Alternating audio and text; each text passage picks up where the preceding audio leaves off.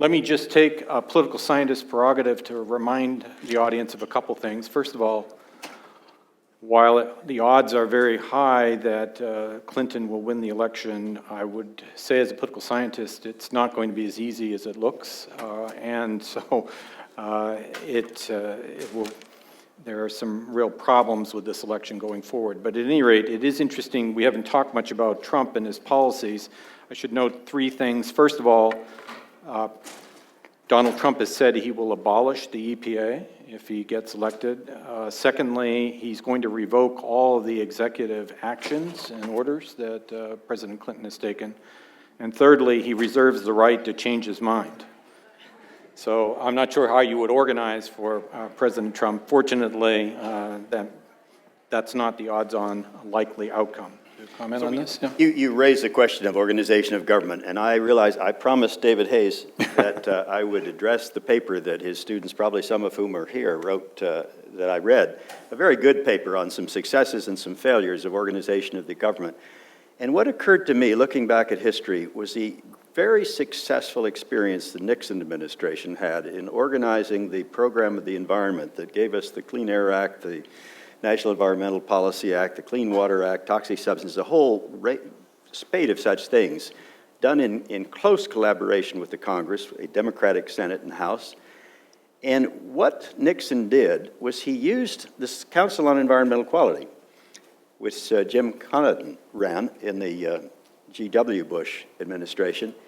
He chose a heavyweight, Russell Train, to run it, and he gave the council two authorities. One, actually, the statute gave them, and that was the environmental impact state assessment.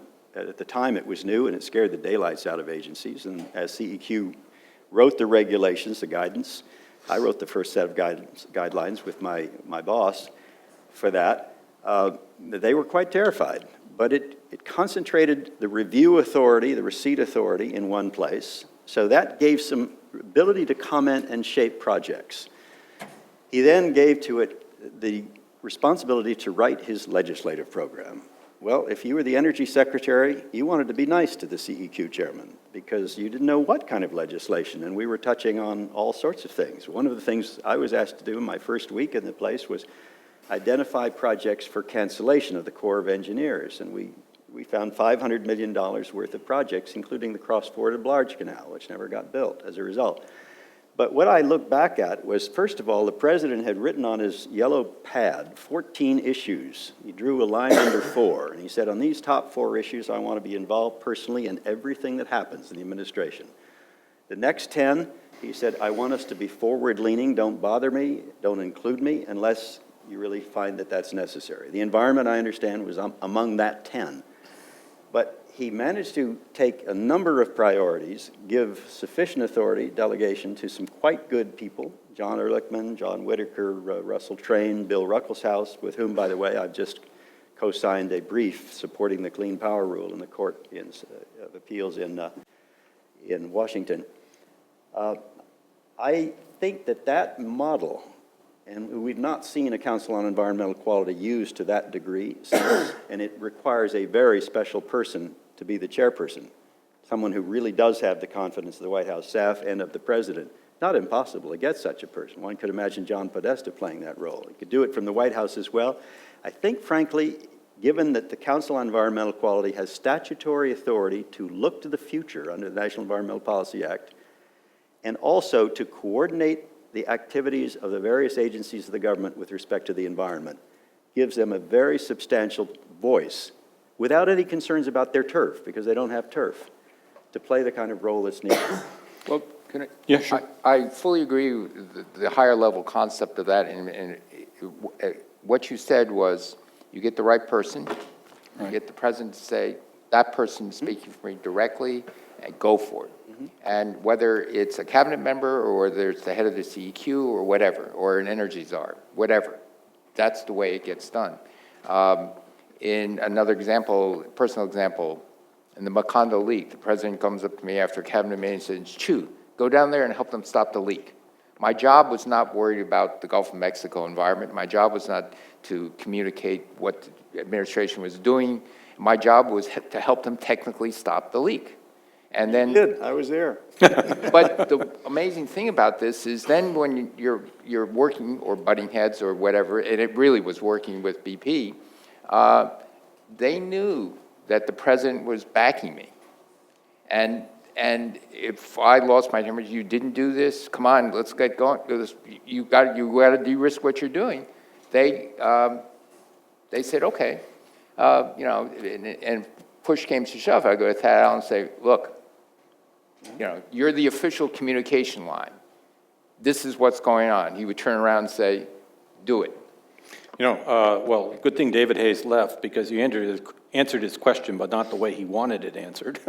Because I think in his report, he was pushing that more responsibility should go to the agencies and less to the White House. That he was worried that White House staff gets too distracted and doesn't maintain the focus that they need, and that the expertise in implementation is particularly in the departments. Do you think he's wrong about that, or There's what? an argument for that, Yeah. but neither, I don't think the Clinton administration nor the Obama administration would proceed that way. Both of them use the cabinet, in my view, much more instrumentally than to create policy or to delegate to them. They just didn't do it, and I somehow don't expect that Hillary Clinton will do either. Okay. So I want to ask a different question, which is, let's assume the most likely scenario for the moment, which is that you get Hillary Clinton as president and you get at least one or two houses that are Republican. So what's left is essentially executive action and orders. What would be the executive action or order that you would recommend would be the most important thing that was sort of left over from the Obama administration? Was there something that we didn't do beyond the Clean Power Plan or beyond some of the other executive actions that they took? What would be left that the president could do unilaterally without Congress approving? Well, let me start. It was mentioned before, some of the Treasury rulings that are part of the administration ruling. One started, but there was resistance when I was Secretary of Energy. The Treasury really didn't want REITs to include renewable energy, solar, wind. And finally, I actually had to appeal to the White House and say, come on, this is an executive action. Unlike master limited partnerships, it doesn't require legislation. Right.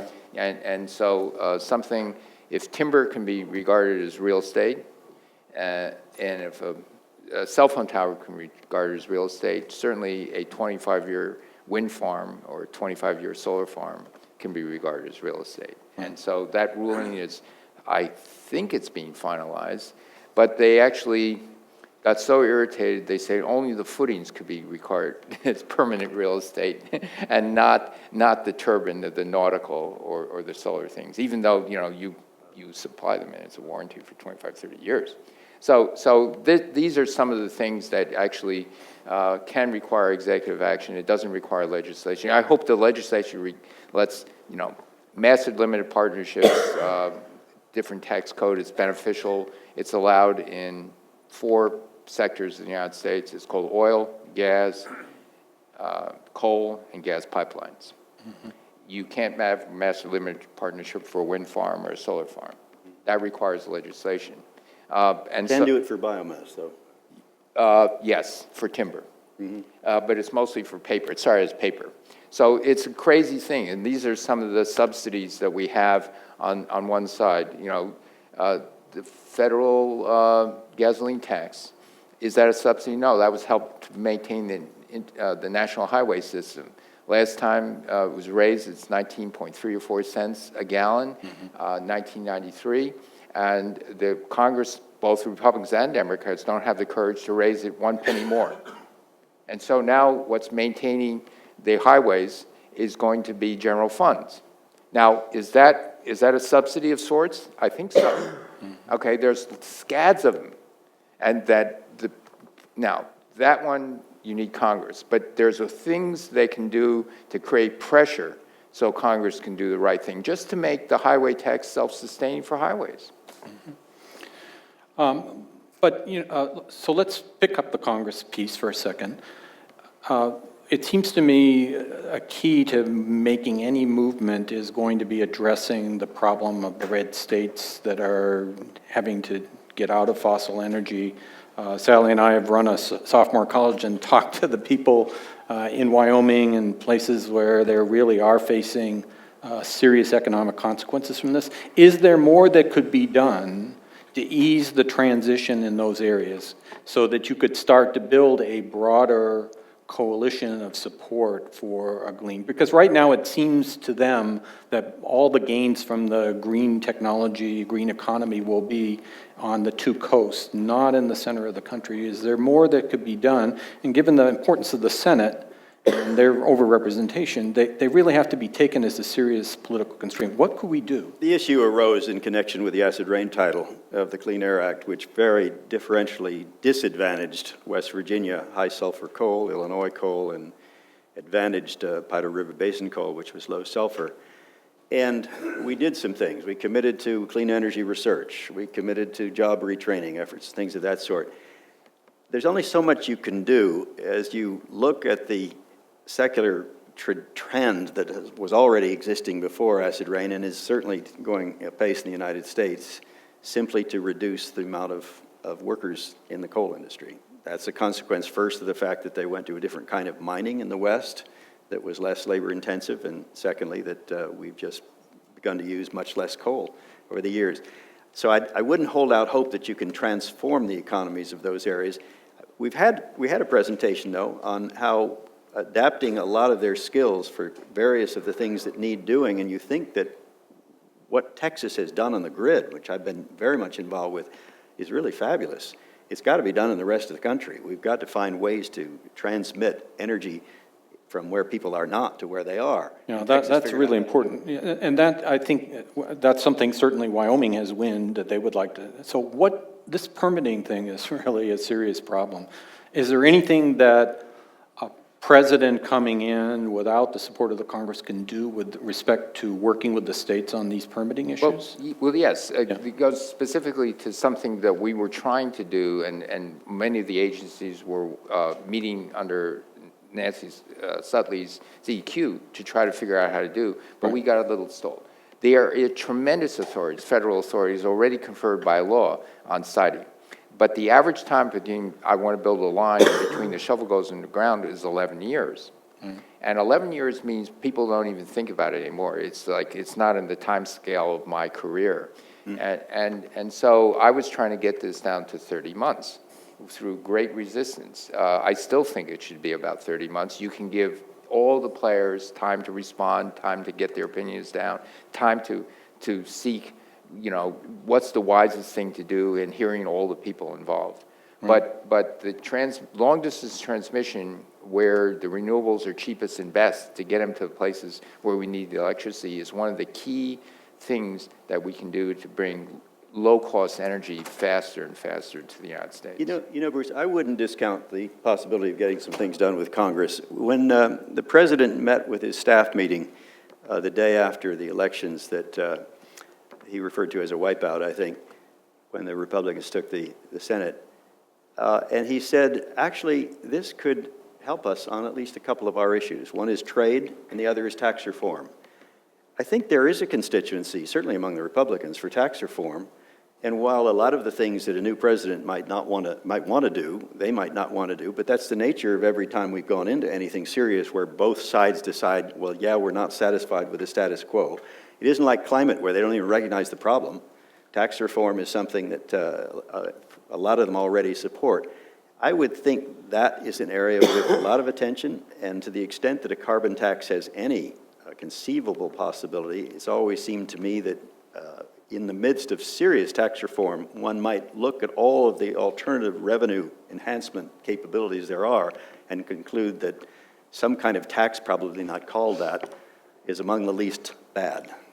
Well, actually, I don't mind calling it a tax, and the hope would be that the Republicans lead the charge on having a carbon tax, a clear path. If you take Rex Tillerson, the CEO of ExxonMobil, at face value, he's been calling for several years, get by 2030, $60 a ton on carbon dioxide, by 2040, $80 a ton. If you get other relief in some other form of the thing. Not everything. I mean, mercury still should be on the books as being bad in particular matter. But I think that the ability to have clear signals so business can plan ahead for the next 20, 30 years is something the United States really needs. So one last question, getting back to the states again, where I was talking about the red states, but let's talk about states like California that in a divided government situation could have more of a leadership role, particularly in trying new things or exploring, dealing with this issue of miscommunication of what would be possible in terms of green energy. Talk a little bit about what you think California's role has been under Governor Brown. Is that useful? Is it helpful? How do you see it? California's role in the environment has been absolutely terrific. California pioneered the air pollution controls, automobile efficiency standards, reductions, all sorts of appliance standards. So many of the things that the country has learned from, watched, experimented with here. They did some things, I remember approving, they're doing a requirement for a certain quota of electric cars, and that required an exemption from the Clean Air Act. Our people said it isn't going to work. I signed off on it. I did it 9 times for different kinds of exemptions that they deserve the right to try. They've already demonstrated so much. I have to say one thing I hope the rest of the states do not do is copy our auction system, where 85% of the money does not go from the climate auctions, does not go into addressing the climate problem. It goes into fast trains and environmental justice, and if you ask where the expenditures are that are going to benefit the climate, I can't find them.